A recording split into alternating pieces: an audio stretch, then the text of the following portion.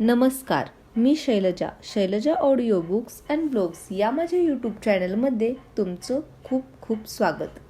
आधीच्या व्हिडिओमध्ये आपण उपोद्घात पाहिला आणि आज आपण पाहणार आहोत आनंदाची किल्ली हरवली आहे का.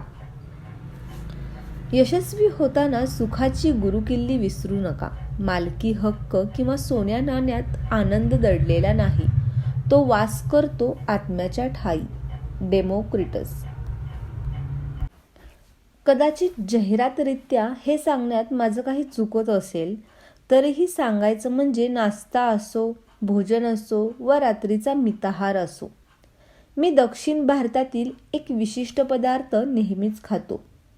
गेलं पूर्ण वर्ष मी तिन्ही त्रिकाळ सांबार खाल्ला आहे.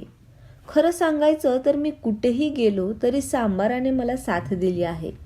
सांबार म्हणजे काय तर तुरीची डाळ शिजवून त्यात वेगवेगळ्या भाज्या आणि मसाले घालून केलेला वरणाचा प्रकार. तांदळापासून बनवलेल्या इडली, डोसा अशा पदार्थांबरोबर सांबार खाल्लं जातं. माझी आवड लक्षात घेऊन युनायटेड किंगडमपासून ते ऑस्ट्रेलियापर्यंत ज्यांनी ज्यांनी मला जेवायला बोलवलं त्या सर्वांनी मला चविष्ट सांबार खाऊ घातलं. आता इतक्या सगळ्यांच्या हातचं सांबार खाल्ल्यानंतर मी त्यांचा तज्ज्ञ आणि दर्दी झालो. तर त्यात नवल ते काय? कुठल्याही शहरात उत्तम सांबार कुठे मिळतं हे मी छातीठोकपणे सांगू शकतो. ही कथा अशाच एका ठिकाणी सुरू होते. मी जरी पुण्यात लहानाचा मोठा झालो तरी मुंबईच्या उपनगरातल्या प्रचंड गगनचुंबी इमारतींच्या पार्श्वभूमीवर वसलेल्या एका साध्या आश्रमाचा मला लळा आहे. गेली 22 वर्ष मी तिथे व्रतस्थ जीवन जगतो आहे. आत्मोन्नतीसाठी प्राचीन पौर्वात्य ज्ञानसंपदेचं अध्ययन करून मिळालेलं ज्ञान जगभर कसं विस्तारावं हे देखील मी शिकतो आहे. माझ्या व्याख्यानांना नियमितपणे हजेरी लावणारे श्रोते मला आग्रहाने घरी भोजनासाठी निमंत्रित करतात. मी सहसा कुठेही जात नाही. कदाचित लोकांना त्यामुळे विरस होत असेल, परंतु व्रतस्थ जीवन जगत असताना जोपासलेल्या सवयी टिकवण्याच्या दृष्टीने इतरांशी अतिपरिचय टाळणं महत्त्वाचं आहे. श्री व सौ अय्यर मात्र याला अपवाद ठरले. त्यांच्या निमंत्रणाला होकार देईपर्यंत ते दोघंही माझा पाठपुरावा करत राहिले. माझ्या या निर्णयामुळे आनंदाबद्दल असलेले माझे विचार अधिक सखोल आणि व्यापक होणार होते याची मला त्यावेळेस कल्पना नव्हती. ऐन मे महिन्यात मुंबईत भयानक उकाडा असतो. घामाच्या धारा थांबत नाहीत, कपडे अंगाला चिटकून बसतात.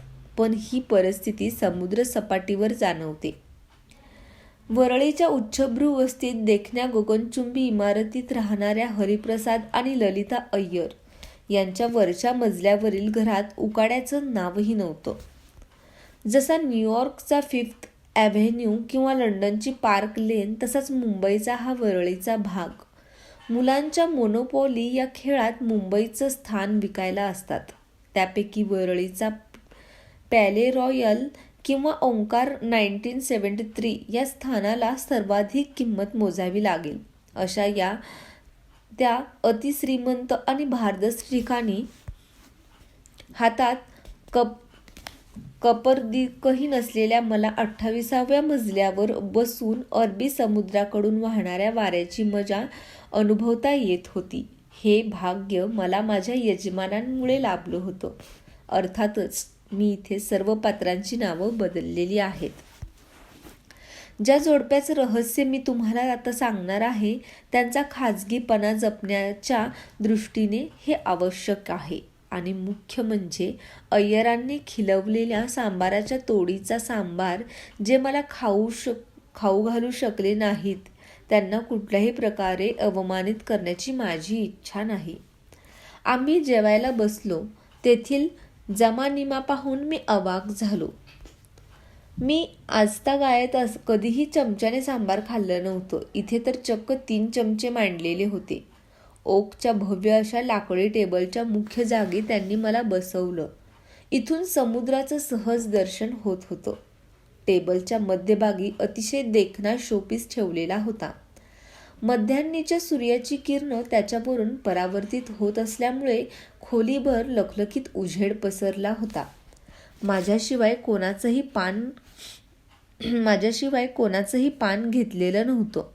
केळीच्या पानाच्या आकाराचं मोठं जड असं सोनेरी ताट तिथे मांडलेलं होतं. त्यावर सॅटिन नॅपकिनची राजहंसाच्या आकारात घातलेली घडी दिमाखात उभी होती.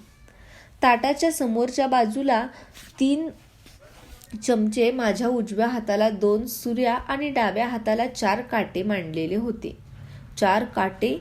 आमच्या आश्रमात सर्व मिळून 4 तरी काटे असतील की नाही याची मला खात्री नव्हती, कारण सगळेजण हाताच्या 5ही बोटांचा उपयोग करून खात असत. श्री अय्यरांकडे किंचित अस्वस्थ पाहत माझ्याबरोबर त्या दोघांनी जेवायला बसावं अशी विनंती मी त्यांना केली. त्यामुळे एकतर ही एवढी कटलरी अशी वापरायची याचा उलगडा झाला असता, आणि दुसरं म्हणजे सोबतीला कोणी असतं तर खायला मजा आली असती. सरतेशेवटी माझा आग्रह पाहून श्री अय्यर माझ्याबरोबर जेवायला तयार झाले. खरं तर त्यांना स्वतःच्या हातांनी मला वाढायचं होतं, पण मी ती जबाबदारी त्यांना सुविद्य पत्नीने घेतली. स्वयंपाकघरात राबणाऱ्या आचार्याच्या ताफ्याने केलेले रुचकर पदार्थ स्वहस्ते वाढण्यासाठी त्या उभ्या राहिल्या. ताटात वाढलेला गरमागरम डोसा खाण्यासाठी मी एका हातात डेझर्ट नाईफ आणि दुसऱ्या हातात सलाद फोर्क घेऊन सज्ज झालो. माझ्यावर आणीबाणीची वेळ आली होती. माझ्याकडे पाहत आश्वासकपणे हसून हरिप्रसाद यांनी बाह्य सरसावत हाताने खायला सुरुवात केली. मीही तेच करावं म्हणून त्यांनी खुणावलं. मला एकदम हुश झालं. हाताने जेवल्यावर अन्नाची चव वाढते यावर माझा ठाम विश्वास आहे. इतके श्रीमंत असूनही हरिप्रसादांचा अहंकाराचा वारा शिवला नव्हता. इतका सगळा मानमरातब असूनही तुम्ही इतके नम्र कसे, मी विचारलं. मला नाही वाटत तसं, पण त्यातूनही तुम्हाला जी काही नम्रता जाणवत असेल त्याचं श्रेय मी माझ्या सुशील आणि साध्या अशा दक्षिण भारतीय पालकांना देईन. अतिशय प्रेमाने त्यांनी माझे संगोपन केलं. त्यांनी पटकन उत्तर दिलं. आज जरी हरिप्रसादांच्या ताटाभोवती सोन्या चांदीचे चमचे होते तरी ते काही चांदीच्या चमच्या तोंडात धरून जन्माला आले नव्हते. चेन्नई जवळ असलेल्या छोट्याशा खेड्यात मी लहानाचा मोठा झालो. सांबाराच्या वाटीत डोसा बुडवत त्यांनी सांगायला सुरुवात केली. तितक्यात ललिता गरम गरम डोसे आतून घेऊन आल्या. आमच्या पानात वाढून झाल्यावर त्या उत्सुकतेने तिथेच बसल्या. माझे वडील टेक्स्टाईल फॅक्टरीमध्ये काम करत होते. हरिप्रसाद पुढे सांगू लागले. चरितार्थ चालवायचा त्यांचा पगार पुरेसा होता.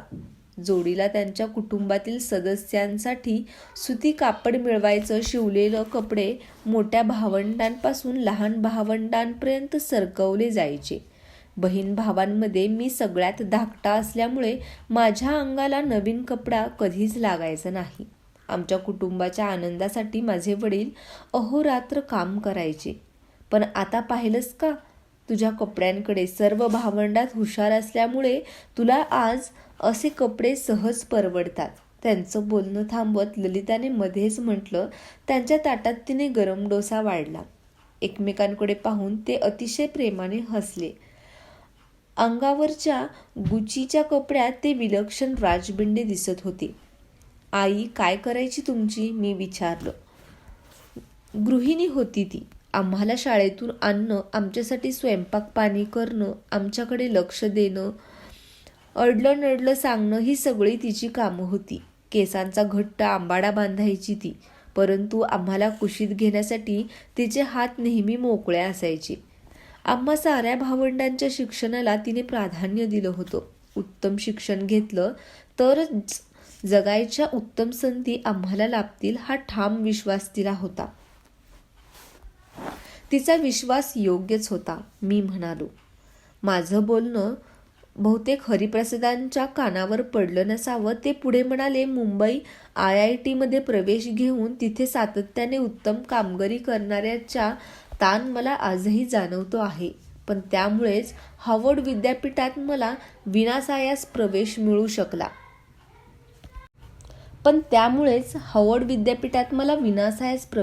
शकला. IIT सुवर्ण पदक मिळवलं होतं ना मी. तितक्यात ललिताने चांदीच्या ट्रेमध्ये आंबा कुल्फी आणली. हॉवर्डबद्दल सांगतो आहेस का, ललिताने विचारलं. मी नको नको म्हणत असतानाही मला कुल्फीचे 2 मोठे तुकडे वाढत त्या पुढे म्हणाल्या, तिथेच तर आम्ही भेटलो. मी मेडिकलचा अभ्यास करत होते. हॉवर्ड इंडिया स्टुडंट ग्रुपमध्ये आमची पहिली भेट झाली. पाहता क्षणी आम्ही प्रेमात पडलो. पण त्यावेळेस मी ज्याला भेटले तो दक्षिण भारतीय हरिप्रसाद नव्हता. तो होता अमेरिकन मित्रांचा हॅरी. चला, आजपासून मी तुम्हाला हॅरी म्हणणार, मी हसून म्हणालो. जेवताना हॅरी आपल्या कामाबद्दल भरभरून बोलत होता. हॉवर्डमध्ये मिळालेल्या यशामुळे एका मल्टीनॅशनल कन्सल्टिंग फर्मने मुंबई विभागासाठी हॅरीला संचालक म्हणून रुजू करून घेतलं. त्या कंपनीच्या इतिहासातील तो सर्वात तरुण संचालक होता. संपूर्ण आशियाची जबाबदारी त्याच्यावर होती. मुलांचा विचार करण्याआधी आम्ही इतरांना अधिकाधिक मदत करण्याच्या प्रयत्नात आहोत. लोक यशस्वी व्हावेत म्हणून त्याच्या ठायी तसं सामर्थ्य यावं असं आम्हाला वाटतं. बायकोचा हात हातात घेत हॅरी म्हणाला. या जोडप्याच्या सुसंस्कृतपणा आणि विनम्रता पाहून मी थक्क झालो.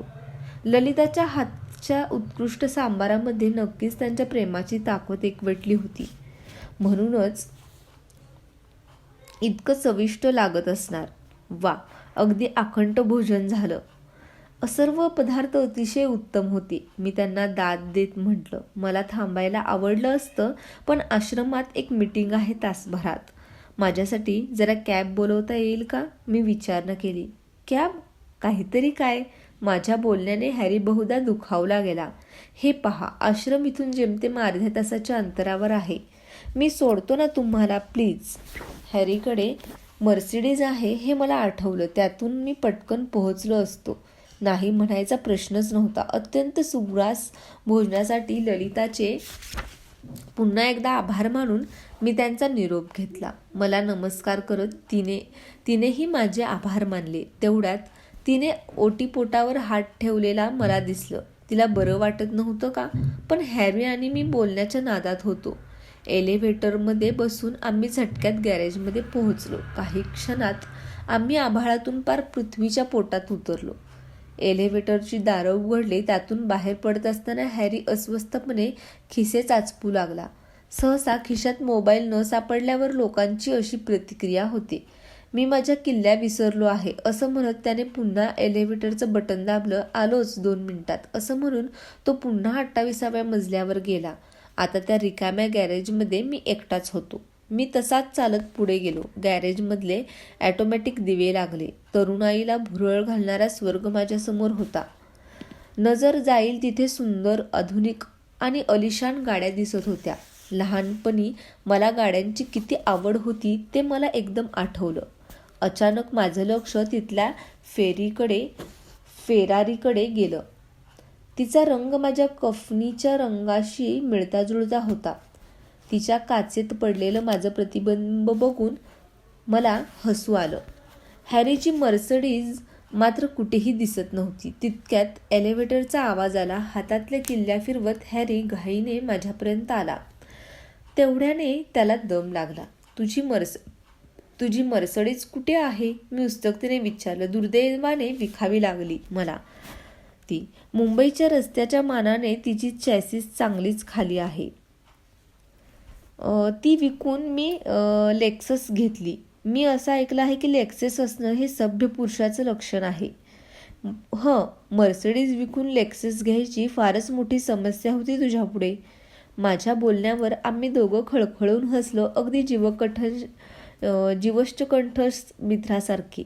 चमकणाऱ्या त्या लेन्सेसकडे जाताना मनातून मला त्या जोडप्याचं कौतुक वाटत होतं. सत्ता, संपत्ती आणि सामर्थ्य असूनही त्यांचे पाय मात्र जमिनीवर घट्ट रोवलेले होते. म्हणूनच पुन्हा एकवार आपल्याला आध्यात्मिक मुळांशी त्यांना जोडून घ्यायचं होतं. मी तुला एक गोष्ट सांगू, तुला ती आवडेल. त्यावर हॅरीने मान डोलावली. आम्ही गाडीत बसलो. पॅसेंजर लाईट लावून हॅरीने माझ्याकडे एकटक पाहिलं. मी सांगू लागलो, मित्रांबरोबर सुट्टी व्यतीत करण्याइतका आनंद कशात नाही. मी आध्यात्मिक कार्याला वाहून घेण्याआधीची ही गोष्ट आहे. पुण्याच्या कॉलेजमधील माझे 3 जिवलग मित्र आणि मी दिल्लीला गेलो. हॉटेलचं बुकिंग जरी आधीच केलं होतं तरी आमची रूम 18व्या मजल्यावर आहे हे तिथे गेल्यावर आम्हाला कळलं. रिव्हर्स घेणाऱ्या हॅरीकडे पाहत मी म्हणालो. हातातल्या बॅगा रूममध्ये टाकून आम्ही ताबडतोब बाहेर पडलो. मस्तपैकी रिक्षा केली, लाल किल्ला भटकून झाला, चांदणी चौकात जेवण झालं, लोटस टेम्पलमध्ये ध्यानाचा अनुभव घेतला आणि इंडिया गेटच्या हिरवळीवर मनसोक्त आरामही केला. दिवसभर नुसती मजा केली आम्ही, त्यामुळे सगळे जरा थकलो होतो. हॉटेलमध्ये पोहोचून रूम सर्व्हिस मागायची एवढंच आमच्या डोक्यात होतं. सूर्यास्ताच्या वेळी आम्ही हॉटेलमध्ये पोहोचलो आणि एलिव्हेटर बिघडलं आहे हे आम्हाला कळालं. हॅरीने काळजीने विचारलं, मग तुम्ही काय केलं? तरुण होतो, मग काय, 18 मजले चढून जायचं ठरवलं. काय हा वेडेपणा.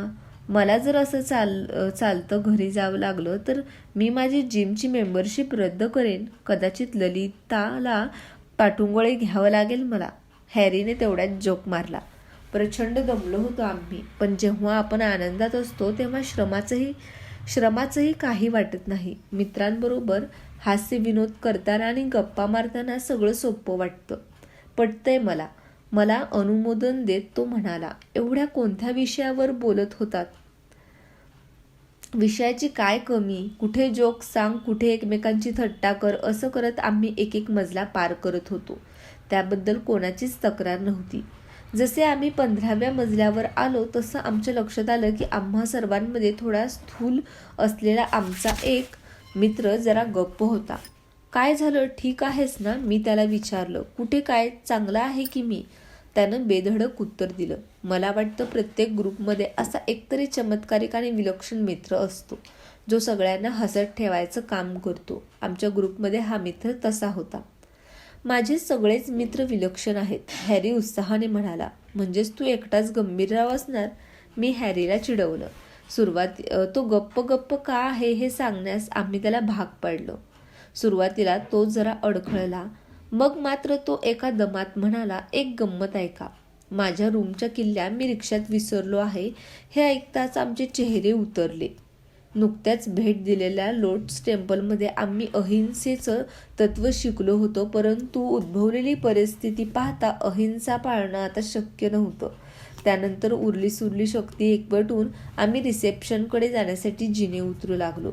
त्याच्याकडे डुप्लिकेट किल्ली असेल याची आशा करण्याशिवाय आमच्या हातात काहीच नव्हतं. हा किस्सा ऐकून हॅरीला हसू आवरलं नाही. त्याच्याकडे किल्ली नाही हे समजल्यावर तुम्हाला काय मनस्ताप झाला असेल त्याची कल्पनाही मी करू शकत नाही. मी मान डोलावत म्हटलं, या कथेमागे असलेलं सूत्र मला त्यानंतर अनेक वर्षांनी गवसलं. तू आज गाडीची किल्ली विसरल्यामुळे मला ती गोष्ट पुन्हा आठवली. हॅरी, तू आयुष्यात दैदिप्यमान प्रगती केली आहेस. जे यश तू मिळवलं आहेस ते यशाची साधी स्वप्नसुद्धा पाहता येत नाहीत अनेकांना. जगप्रसिद्ध प्रतिष्ठित संस्थांमधून शिक्षण पूर्ण करून तू एका जगविख्यात कंपनीत नावलौकिक आणि प्रतिष्ठा प्राप्त केली आहेस. प्रेमळ जोडीदार, 7 आकडी पगार, गगनचुंबी इमारतीच्या सर्वात वरच्या मजल्यावर वास्तव्य, अजून काय हवं? तेही इतक्या तरुण वयात. मात्र इतकी सगळी सुख पायाशी लोळण घेत असूनही तू आपल्या आनंदाची किल्ली विसरला नाहीस याचं मला अधिक समाधान वाटतं. समाजात वावरत असताना आपण आपुसकच केवळ बाह्य सुखांमध्ये रमतो. आपल्या जीवनाच्या दर्जाबद्दल विचार करायलाही आपण विसरतो.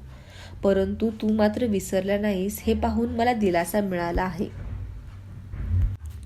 अस्वस्थपणे हॅरीने संदिग्ध उत्तर दिलं. असेलही कदाचित तसं. त्याच्या चेहऱ्यावरचं हसू मात्र मावळलं होतं. त्याच्या आवाजातला ताण मला जाणवल्याशिवाय राहिला नाही. अंडरग्राऊंड पार्किंगमधून बाहेर पडताना आम्ही दोघंही गप्प होतो. तिथे विचित्र शांतता पसरली होती. गाडी रस्त्यावर येताच येणारे जाणारे अवाक होऊन पाहू लागले. हॅरीला काहीतरी सांगायचं होतं. काय सांगायचं होतं?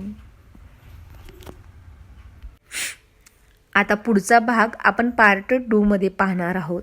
दृष्टी पलीकडची दृष्टी. तर तोही भाग तुम्ही सर्वांनी पाहायचा आहे. धन्यवाद.